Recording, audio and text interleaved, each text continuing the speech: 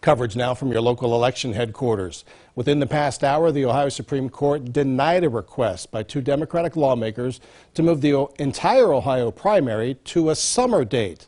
Now, this comes after Secretary of State Frank LaRose ordered the General Assembly and State Central Committee races be removed from the ballots on May 3rd. First News reporter Nadine Grimley explains how the primary problems will impact local boards of elections.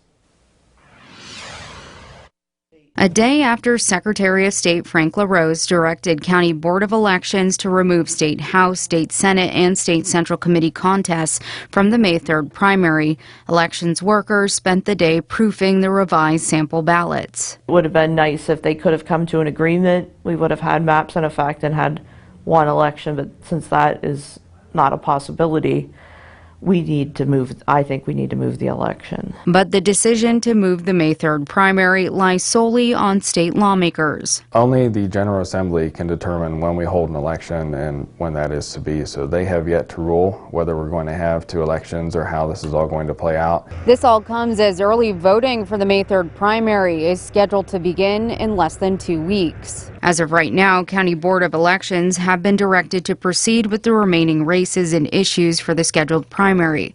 But still, a second election for the races left off the ballot will need to take place, and it will be costly. Here in Columbiana County, it'd be right around that $100,000 mark. Conservatively, this is very conservatively too, in excess of $200,000. It's just